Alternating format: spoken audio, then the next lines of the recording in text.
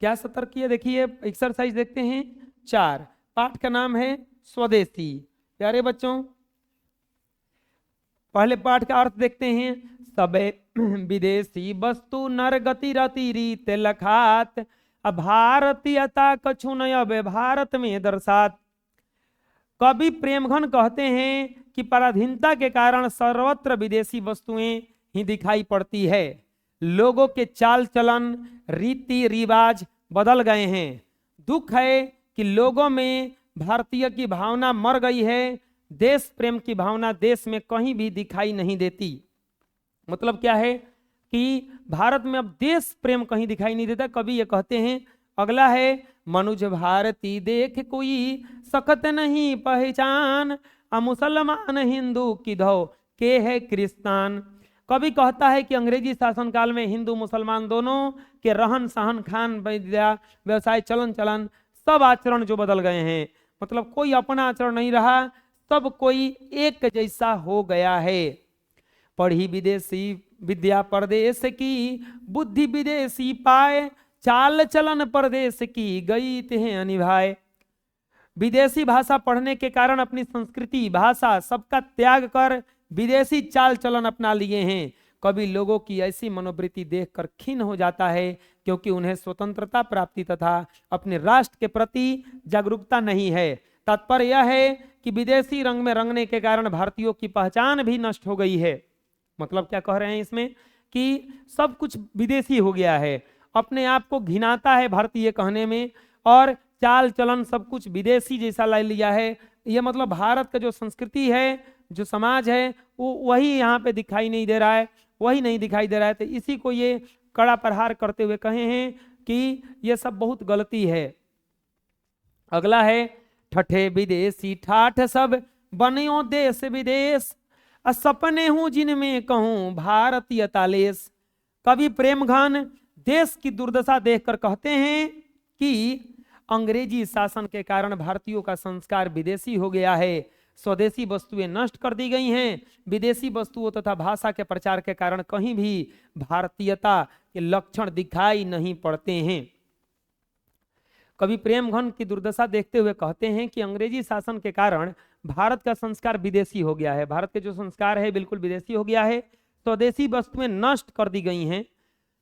विदेशी वस्तुओं के भाषा के प्रचार के कारण कहीं भारतीय दिखता ही नहीं है। सब कुछ लगता है कि यहाँ का कुछ भी नहीं है। बोली सकत हिंदू हिंदी नहीं, मिली अब दे हिंदू लोग, अंग्रेजी भाखन करत अंग्रेजी उपभोग।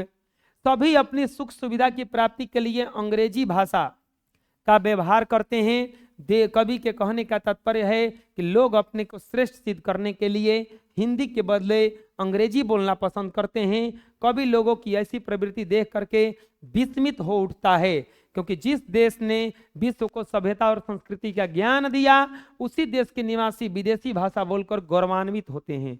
मतलब क्या कह रहे हैं कि अब हिंदू लोग भी हिंदी नहीं बोलते हैं, उनको खराब लगता है बोलने में, अंग्रेजी में भाषण करते हैं, उन्हें अपने देश का भाषा बोलने में शर्म लगता है। अब अंग्रेजी वाहन बसन वेश रीति और नीति, अंग्रेजी रुचि गृह सकल वस्तु दस विपरीत।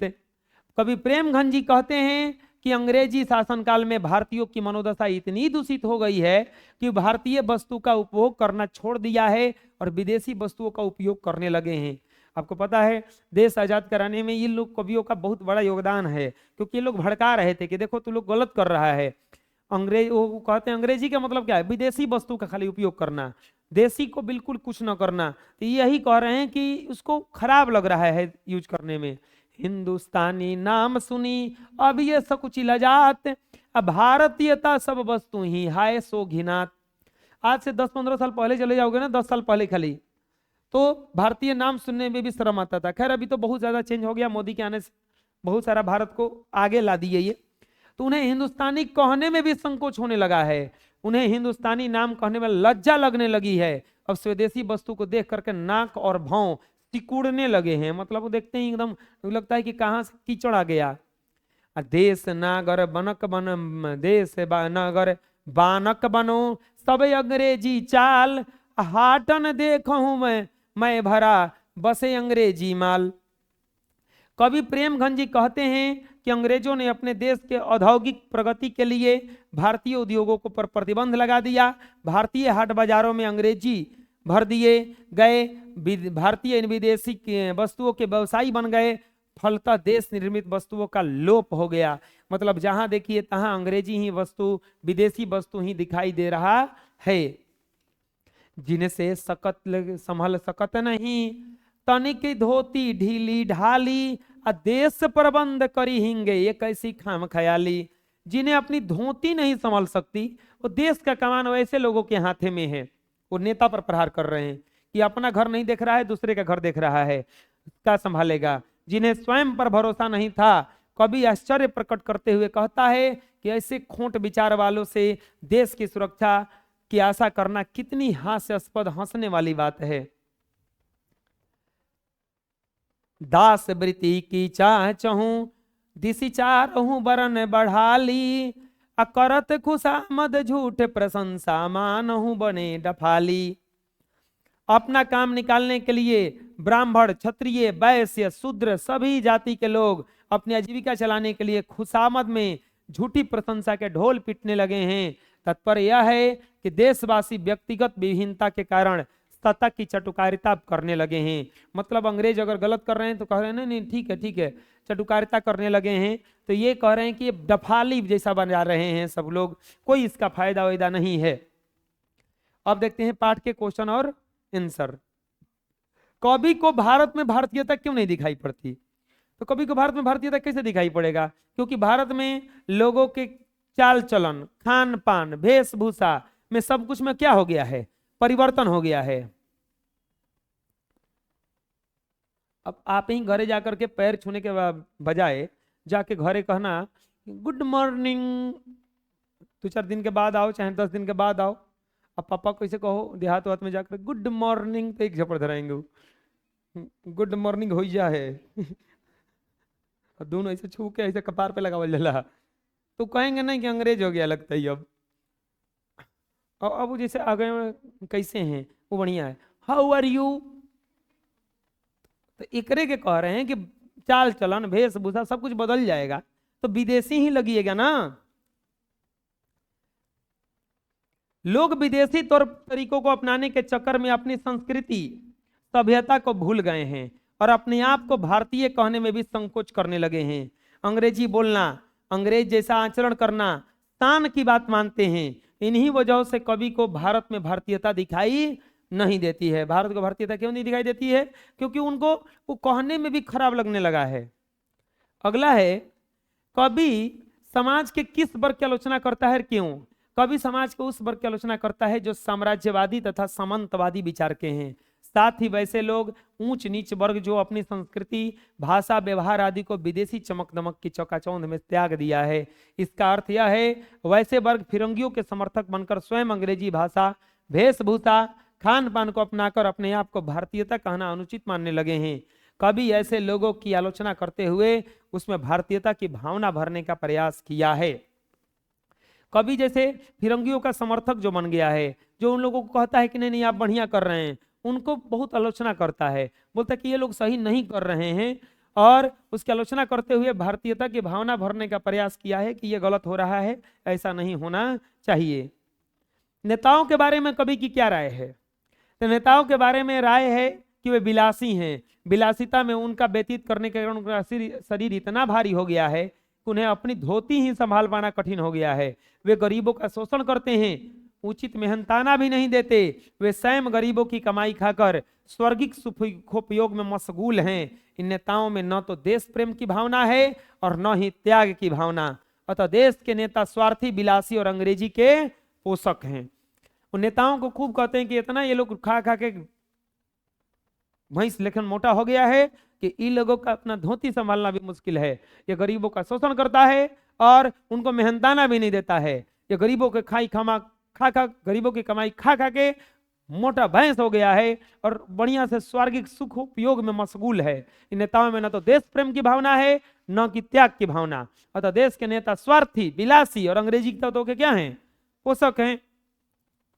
खूब नेताओं को बढ़िया से सुनाया है। कवि ने डफाली किसे कहा है और क्यों कहा है? कवि ने डफाली नौकरी करने वाले 4 वर्णों के लोगों को डफाली कहा है, क्योंकि ऐसे लोग नौकरी पाने की इच्छा से साहबों की झूठी प्रशंसा करते फिरते हैं। ये बात होता है। अब जाओगे ना काम करने, तो अगर सीनियर गलती कर रहा है ना, तो उसको आदमी निगलेक्ट करता है, बोलते ना ना ठीक है ठीक है। काहे कि अगर गलती करेगा तो अगर प्रमोशन रोकवा देगा। तो ये अपने चक्कर में वो क्या करते हैं, तो उसी को विरोध करने के बजाय उनका क्या करते हैं, समर्थन करते हैं। इन लोगों को देश की भावनाएं इसके सुपयोग चमक दमक में पूर्णतः लुप्त हो गई है। अतः अपनी स्वार्थ सिद्धि के लिए फिरंगियों की झूठी प्रशंसा करने वालों को कवि ने क्या कहा है, डफाली कहा है, कि ये डफाली है। ये सब कुछ देश के लिए नहीं करेगा। सच्चे भारत के दर्शन लेखक की दृष्टि में कहां हो सकते हैं, तो सच्चे भारत का दर्शन समाज आदर्श समाज में संभव है। आदर्श समाज में बहुविध हितों का भाग होता है, दूध पानी की तरह लोग हिले मिले रहते हैं। लोकतंत्र मूल रूप से सामूहिक दिनचर्या और अनुभव के आदान प्रदान का नाम है, वहीं सच्चे भारत का दर्शन हो सकता है। खैर ये दूसरे पार्ट का क्वेश्चन है। कवि समाज में किस वर्ग की आलोचना करता है और क्यों, ये तो हो गया। कवि नगर बाजार अर्थव्यवस्था पर टिप्पणी क्यों करता है, इस संबंध में कवि का कहना है कि अंग्रेजी शासनकाल में भारतीय उद्योग क्या हो गए हैं, नष्ट। स्वदेशी निर्मित वस्तुओं का उपयोग बंद हो गया है, क्योंकि मशीन निर्मित वस्तुओं की अपेक्षा हस्त निर्मित वस्तुएं महंगी हैं। फलतः हाट बाजार गांव नगर में विदेशी वस्तु का प्रभाव कायम हो गया। यहाँ के स्थानीय कारीगर बेरोजगार हो गए और बेरोजगारी के कारण उनकी हालत खराब हो गई। हमारी अर्थव्यवस्था अति दयनीय स्थिति में पहुंच गई है। सर्वत्र विदेशी वस्तुएं दृष्टिगोचर होने लगी है। अतः विदेशी वस्तुओं के प्रचार प्रसार से स्वदेश निर्मित वस्तुओं पर विपरीत असर पड़ा है और हमें गरीबी और फटेहाली में जाने के लिए विवश होना पड़ा है। हमारी अर्थव्यवस्था नष्ट भ्रष्ट हो गई है। वो बाजार पर कर रहे हैं कि ये बिल्कुल यहाँ का स्वदेशी जो रोजगार है वो खत्म कर दिया गया है। हर तरफ केवल विदेशी वस्तु भर दिया गया है। विदेशी वस्तु भरने के कारण बिल्कुल अर्थव्यवस्था नष्ट भ्रष्ट हो गया है। स्वदेशी कविता का मूल भाव क्या है, तो स्वदेशी कवि शीर्षक कविता का मूल भाव यह है, भारत और भारतीय भाषा के प्रति प्रेम जागृत करना। स्वदेशी कविता का रचना उस समय हुई जब देश स्वतंत्र था, यानी कि गुलाम था। उन दिनों स्वदेशी शब्द राष्ट्रीयता एवं नव जागरण का प्रतीक था। स्वभावतः स्वदेशी दोहे के रचना के पीछे देश में फैले कुविचारों, रीतियों, नीतियों आदि को दूर करने कर लोगों में आत्मसम्मान भरना एवं राष्ट्रीयता का भाव जागृत करना था। अंग्रेजी रुचि सकल गिरी देश विदेश विपरीत की व्याख्या करें। प्रस्तुत पंक्ति हिंदी कवि पाठ्य की पुस्तक प्रेम घन जी द्वारा रचित स्वदेशी पाठ से उद्धत है। इसमें कवि ने कहा है कि भारत के लोगों से स्वदेशी भावना क्या हो चुकी है, लुप्त हो चुकी है। विदेशी भाषा रीति रिवाज से इतना स्नेह हो गया है कि भारतीय लोगों का रुझान स्वदेशी के प्रति बिल्कुल नहीं है। सभी और मात्र अंग्रेजी का ही बोलबाला है। अब आता है दीर्घ उतरिए। दास वृत्ति की चाह चहूं बरन बढ़ाली, करत खुशामद झूठ प्रशंसा मानहु बने डफाली। प्रस्तुत पंक्तियां भारतेंदु युगीन कवि बद्री नारायण चौधरी प्रेमघन द्वारा लिखित स्वदेशी पाठ से संकलित है। इसमें कवि ने देश की दुर्दशा, व्यक्तिहीन समाज की चित्र प्रस्तुत किया है। कवि ने कहा है कि जिन्हें न तो अपनी आत्मसम्मान की चिंता है और न ही भारतीयता का ख्याल है, वैसे लोग डफाली बजाने वालों की तरह खुशामद और झूठी प्रशंसा करते हुए जयगान करते हैं। वे जनता का शोषण करके अपनी आर्थिक स्थिति सुधारने और तिजोरी भरने में लगे हुए हैं और स्वयं को स्वर्गिक सुख का आनंद लेते हैं। और स्वयं क्या करते हैं, स्वर्गिक सुख का आनंद लेते हैं। मतलब क्या है कि वो झूठ का प्रशंसा करते हैं, अपना नौकरी का पैसा बढ़वाने के लिए, अपना काम करवाने के लिए वो गलत का भी विरोध नहीं करते हैं। उन लोगों को बिल्कुल दास वृत्ति ही चाहिए, मतलब नौकर ही बनना है, और उन झूठों का जयगान भी करता रहता है। निम्नलिखित पंक्तियों का अर्थ लिखें। सबे विदेशु वस्तु नर गति गीत लखात। अब मनुज भारती देख के सकल नहीं पहचानी, मुसलमान हिंदू किधे है के क्रिस्तान भारतीयता कुछ ना भारत में दर्शाती। तो अपने से लिख सकते हैं कैसे कि ये पहले इसका भूमिका बना दीजिए कि प्रस्तुत पंक्तियां भारतेंदु कवि बद्री नारायण चौधरी प्रेमघन द्वारा लिखित स्वदेशी पाठ से संकलित है। कवि प्रेमघन इन दोहे में नव जागरण का स्वर मुखारित है। प्रस्तुत पंक्तियों के माध्यम से कवि कहना चाहते हैं कि पराधीनता के कारण भारतीयों में स्वाभिमान खो दिया है, लोगों के रीति रिवाज बदल गए हैं, सर्वत्र विदेशी वस्तुएं ही दिखाई पड़ती है, भारतीयता की भावना का लोप हो गया है। कभी आगे कहते हैं कि इन भारतीयों को देखकर कोई नहीं कह सकता कि वो भारतीय है या कोई और, सब कुछ अंग्रेजी हो गया है, हिंदू मुस्लिम सिख ईसाई सब अंग्रेज जैसे बन गए हैं। यह बहुत ही निंदा और दुख का विषय है। कभी का मानना है कि हम भारतीय संस्कृति की अगर भूल जाएं तो हम आजाद होकर के आजाद नहीं हो पाएंगे, अतः हमें अपने भारतीयों को, हमें अपने आप को भारतीय बनाकर ही रहना चाहिए। वो कहते हैं कि जब हम आजाद भी हो जाएंगे तो क्या करेंगे, सब कुछ तो भूल चुके हैं अपना, फिर तो उन्हीं के लोगों के जैसा जिंदगी अपना बिताएंगे। तो उसी को कहते हैं कि भारतीयता कछु न अब भारत में दर्शात। स्वदेशी पाठ का सारांश लिखे। स्वदेशी पाठ में संकलित दोहे में नव जागरण और देश प्रेम के स्वर मुखारित हुए हैं। दोहे में पराधीन भारत के लोगों की मनोवृत्तियों की चित्रण हुआ है। प्रेम घन को इस बात का बहुत दुख है कि भारत में भारतीयता का सर्वथा लोप हो गया है।